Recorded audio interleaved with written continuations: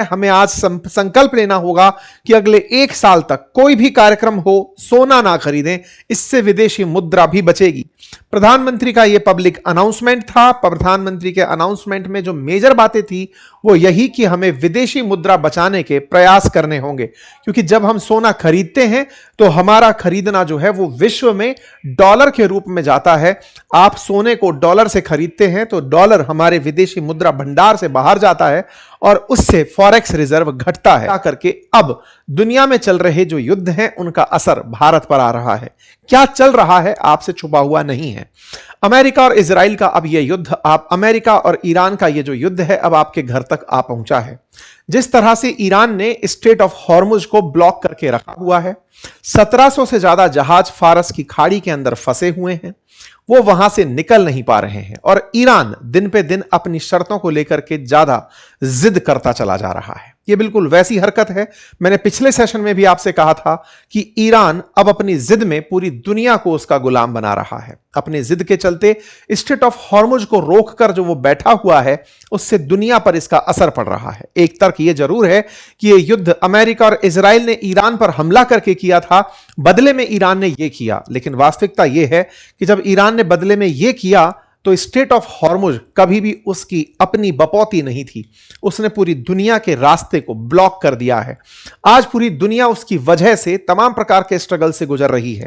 ऐसे में एक कायराना हरकत करना जिसमें किसी व्यक्ति को, किसी एसेट को, किसी ऐसी चीज को जिसका युद्ध से कोई वास्ता नहीं है, उसे अपने पास में एक कब्जे की चीज बना करके उसका इस्तेमाल करना, यह बिल्कुल आतंकी तरह की हरकत कंसीडर की जा सकती है। आज जो ईरान कर रहा है यह किसी भी एंगल पर अब दुनिया में एप्रिशिएट नहीं हो रहा है, क्योंकि अल्टीमेटली दुनिया के देश अब इससे प्रभावित होने लगे हैं।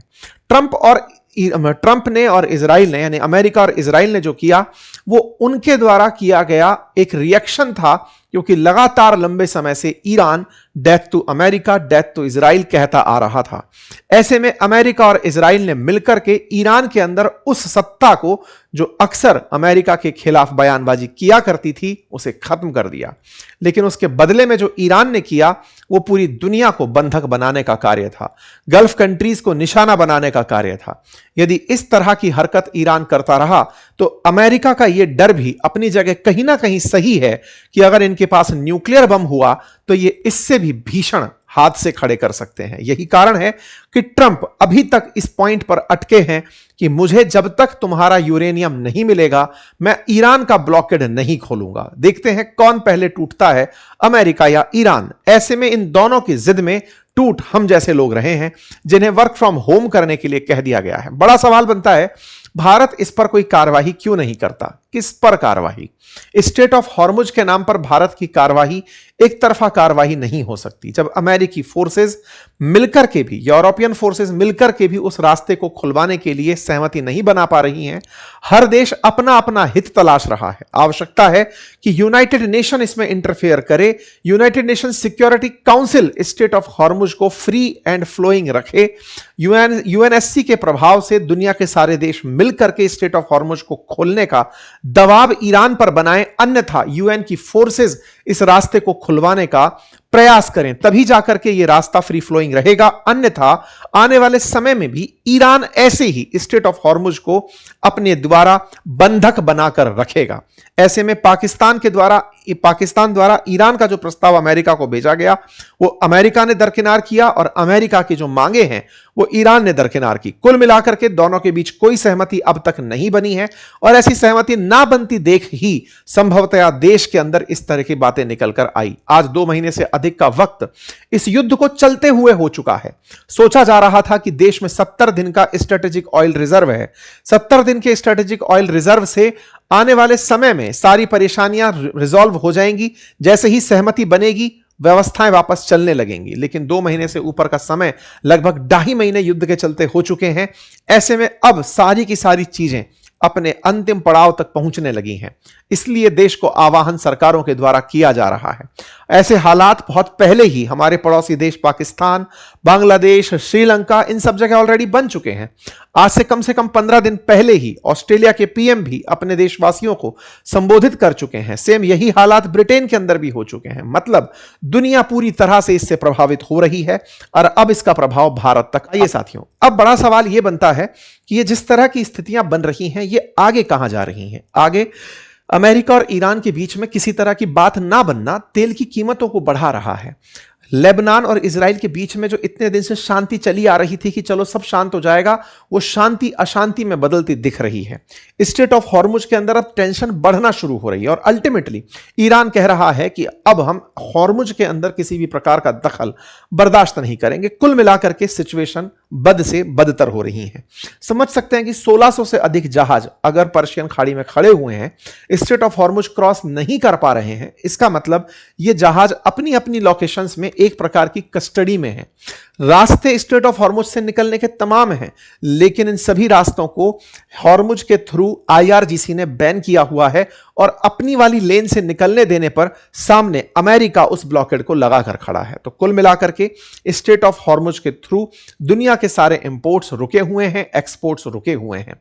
लगातार और अपडेट्स में जानकारी आ रही है कि ईरान ने अब बकायदा एक फॉर्म जारी किया है। जो भी यहां से पास होने वाला जहाज है, उसे निकलने से पहले यहां पर एक फॉर्म जमा कराना होगा। उस फॉर्म के अंदर उसे बताना होगा कहां से आ रहा है, कहां जा रहा है। उन सारी जानकारियों के बाद ही ईरान उन्हें कंसीडर करेगा। इसका मतलब जिस तरह से स्वेज कैनाल इजिप्ट चला रहा है, बिल्कुल वैसे ही अब स्ट्रेट ऑफ हॉर्मुज को ईरान चलाने की तैयारी कर रहा है कि आप हमारी परमिशन के बिना यहां से नहीं निकल सकते। हालांकि यह तात्क्षणिक है। जिस दिन पूरी दुनिया को इस बात का एहसास होगा कि यह ईरान की ज्यादती है, तो दुनिया निश्चित ही इस पर कोई ना कोई एक्शन लेगी। जब दुनिया के देश अपने अपने स्वार्थों से हटकर काम करने लगेंगे। आज चाइना की भी मंशा यही होगी कि भले ही उसे नुकसान हो रहा हो, लेकिन उससे ज्यादा नुकसान भारत का हो रहा है, तो वो चुप होकर बैठा है। रूस को फायदा इस बात में है कि रशिया यूक्रेन से सबका ध्यान हट चुका है। रूसी तेल बिक रहा है तो उसका उसमें फायदा है। दुनिया अभी अपने अपने फायदों में लगी हुई है, लेकिन जब वैश्विक रूप से सब लोग इससे प्रभावित होने लगेंगे, तो निश्चित ही ईरान के साथ कोई बड़ा ट्रीटमेंट किया जाएगा। ऐसा अब होता दिख रहा है। खैर, फिलहाल के लिए मिडिल ईस्ट के अंदर जो भी स्थितियां बनी हैं, वो भारत की ग्रोथ पे गहरा असर डालती हुई दिख रही हैं। आने वाले समय में भारत की जीडीपी पर इसका गहरा असर होगा, ऐसा एडीबी के द्वारा, एडीबी के चीफ इकोनॉमिस्ट का कहना है। भारत के अंदर जिस तरह के असर हैं, उसको आप इस तरह से समझिए कि भारत दुनिया में जो गोल्ड खरीदता है, क्योंकि गोल्ड हम खरीदते दिखते भले ही दुकानों पर खरीदते हैं, लेकिन गोल्ड पीछे से जहां से आ रहा है, क्योंकि गोल्ड भी हमारे यहां पैदा नहीं होता, हम खरीदते उसे डॉलर में ही है। और ऐसे में दुनिया की 26% गोल्ड इंपोर्ट हम करते हैं।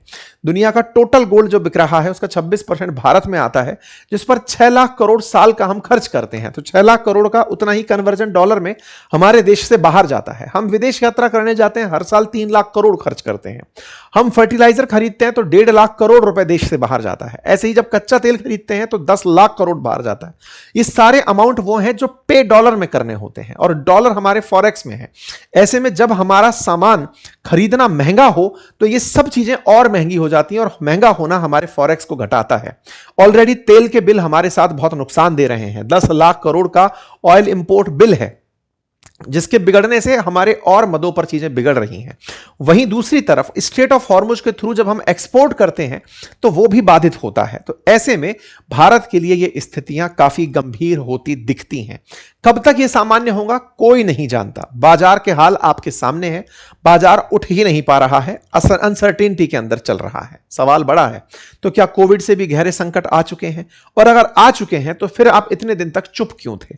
इस पर अपोजिशन की प्रतिक्रिया है कि राज्यों में चुनाव थे, 5 राज्यों में, इसलिए सरकार चुप थी। इस तरह की प्रतिक्रिया आम आदमी पार्टी की तरफ से दी गई, समाजवादी पार्टी की तरफ से दी गई। तमाम पार्टीज ने इस बात को उठाया। डीएमके ने कहा कि जब तक चुनाव थे तब तक आप चुप थे, चुनाव हुए उसके बाद आपने सारा की सारा राग दुनिया के सामने खोल कर रख दिया। साथ में यह प्रतिक्रिया भी निकल कर आई कि चलो, एक तरफ हमको कहा जा रहा है कार पूलिंग करो, ये करो, और खुद जिस तरह के मतलब प्रधानमंत्री हो या तमाम प्रकार के बड़े अधिकारी हों, वो जिस प्रकार का कैनवॉय लेकर चल रहे हैं, वो वो दिखता नहीं है कि तेल बचाने जैसा प्रक्रम दिख रहा हो। इन सभी बातों के ऊपर सरकार से सवाल हैं। वहीं राजनेताओं पर तल्ख टिप्पणियां जनता की हैं कि ये इतना बड़ा बड़ा जो काफिला लेकर निकलते हैं, इन काफिलों में भी तो तेल खर्च होता होगा। ऐसे में कहने और करने में बड़ा अंतर है। खैर, कुल मिलाकर क्या ऐसे समय पर ईवी प्रमोट करना सही है? एक मंत्री जी के द्वारा ईवी प्रमोट की जा रही है। क्या मध्यम वर्गीय इतना ज्यादा अमीर है कि आज चलो तेल नहीं खरीद पा रहे, आज चल के मंडी से ईवी खरीद लाते हैं? इतना आसान भी ये काम नहीं है। इसका मतलब जो आप जनता से कह रहे हैं वो करते हुए खुद भी दिखाई दें तो वो काफी प्रभावशाली होता है। जनता अब फर्टिलाइजर की जगह इस्तेमाल करने निकले कि चलो साहब आप ऑर्गेनिक खाद यूज करना शुरू करो, लेकिन सबसे बड़ा सवाल यह है कि उसकी उत्पादकता घटती है। उत्पादकता पर जो असर है उसका कंपनसेशन किस तरह से किसानों को मिलेगा? आप समझ सकते हैं कि आप ऐसे एफएमसीजी जो कंपनीज हैं जो रोजाना आप तक जरूरत के सोप साबुन ये सब पहुंचाती हैं, अब वो खुद प्राइस बढ़ाने की कह रही हैं क्योंकि उनके लिए भी ऑयल महंगा हो रहा है। तमाम प्रकार से जो व्यक्ति है, जो आज देश का आम नागरिक है, उस तक महंगाई ट्रांसफर होना शुरू हो चुका है। रही बात वर्क फ्रॉम होम देने की, तो कंपनीज वर्क फ्रॉम होम तो कर लेंगी, लेकिन सबसे बड़ी दिक्कत यह है कि उससे जो उनकी उत्पादकता घटेगी उसका असर किस तरह कैलकुलेट किया जाएगा? देश की निश्चित ही अर्थव्यवस्था पर इसका बड़ा नकारात्मक असर पड़ेगा। यही कारण है कि जब भी कोई जियोपॉलिटिकल घटना होती है, सवाल सरकारों से यही किया जाता है कि आज आप जो चुप बैठे हैं, इसकी कीमत बहुत से लोगों को चुकानी पड़ेगी। सरकार के द्वारा ऐसे समय पर किसी प्रकार की मध्यस्थता का इनिशिएटिव ना लेना, देश के अंदर वेट एंड वॉच की पॉलिसी बनाए रखना, देश के द्वारा इंटरफेयर ना करना कि नहीं ऐसा मत करो। आज दुनिया के जो देश अपने अपने हितों को सोचकर बैठे हैं, आज उन सब देशों तक ये जो हालात हैं, आज आप जब ऑफिस ना जा पाएं, आप तेल की कीमत ऊंची चुकाएं, जब आप साबुन और सोडे के लिए ज्यादा पैसा खर्च करें, तो आप इसके लिए किसे जिम्मेदार ठहराएंगे? तो आंसर निकल कर आएगा उन देशों की सरकारों को जिन्हें नेतृत्व दिया गया था इंटरफेयर करने का, कि आप रोकें, इन्हें बोलकर टोकें कि नहीं आपकी ये दिक्कतें हम तक पहुंचेंगी। खैर, अब कुल मिलाकर जो भी है, अंतरराष्ट्रीय घटनाओं पर जब कई बार हम विश्लेषण करते हैं तो कई लोगों का तर्क होता है कि सर उन बाहर की दुनिया की चर्चा हमारे देश की खबरों के लिए क्यों की जा रही है? शायद समझ में आ जाए कि जब मैं विदेशों की चर्चा आप लोगों के सामने करता था, क्योंकि वो घटनाएं लौट कर आप तक आएंगी, देर से आएंगी, बस इतना सा असर हो सकता है। जो आज हो रहा है इसका घोषणा तो हमने 1 महीने पहले आपके सामने कर दिया था। 1 महीने पहले आपके सामने डिटेल वीडियो में बता दिया था कि क्या हालात हैं।